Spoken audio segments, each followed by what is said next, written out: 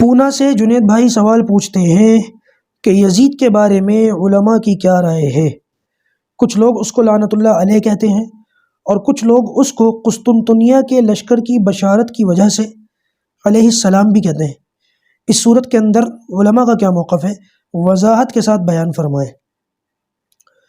دیکھیے میرے بھائی، علماء اہل سنت کا بالاجماع یہ موقف ہے یزید کے بارے میں کہ یہ شخص فاسق و فاجر تھا، اور کچھ تاریخ سے یہ باتیں ملتی ہیں۔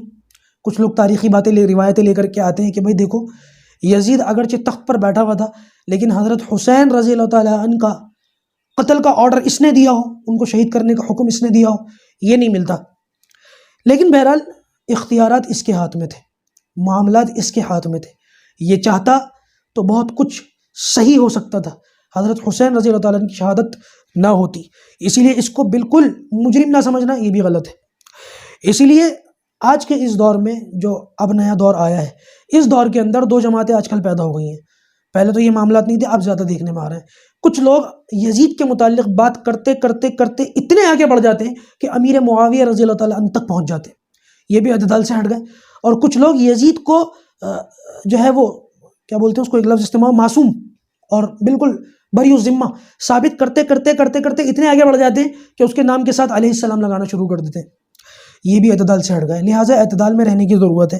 اول تو عوام یہ بات یاد رکھے کہ یزید کے متعلق ہم سے قبر یا آخرت میں سوال نہیں ہوگا، ہم سے ہماری ذات کے بارے میں پوچھا جائے گا۔ دنیا میں کتنے لوگ ہیں جو گزرے اور ان کی جو معاملات تھے وہ اللہ کے سپرد ہیں، ایمان والے ہوں یا کافر، ہم سے تو پوچھا نہیں جائے گا۔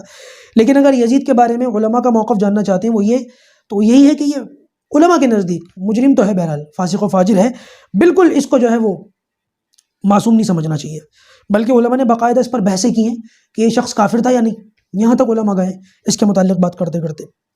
رہی قسطنطنیہ کے لشکر کی بشارت والی بات جو اللہ کے رسول صلی اللہ علیہ وسلم کی زبان مبارک سے نکلی ہے، آپ صلی اللہ علیہ وسلم کی زبان سے نکلی ہوئی کسی بات میں ہمیں شک نہیں ہے، لیکن علماء نے اس کی تطبیق یہ کی ہے کہ آپ صلی اللہ علیہ وسلم نے جہاں کہیں بھی بشارت دی ہے گناہوں کی معافی کی، تو وہاں سے مراد پچھلے گناہوں کی معافی کی بشارت ہے، اگلے گناہوں کی معافی کی بشارت نہیں ہے۔ الا یہ کہ نبی کریم صلی اللہ علیہ وسلم نے کسی خاص شخص کے لیے کہا ہو کہ اس کے اس عمل پر یا اس عقیدے پر یا اس چیز پر اگلے اور پچھلے سارے گناہ معاف، تو یہ اس کی خصوصیت ہو سکتی ہے کسی صحابی کی یا کسی شخص کی۔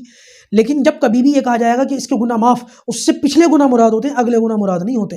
تو لہذا اگر یہاں پر اس کا یہ معاملہ دیکھ لیا جائے کہ قسطنطنیہ میں یہ شریک ہوا، تو اس سے یہ کہا جا سکتا ہے کہ اس کے چلو پچھلے گناہ معاف ہو گئے اس لشکر میں شریک ہونے کی وجہ سے، لیکن آگے جو کچھ اس نے کیا وہ قابل معافی نہیں ہے۔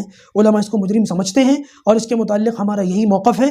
ہم اعتدال میں رہتے ہیں، نہ حد سے گزرتے ہیں نہ حد سے اترتے ہیں۔ اللہ تبارک و تعالی ہمیں حد میں رہنے والوں میں شامل فرمائے۔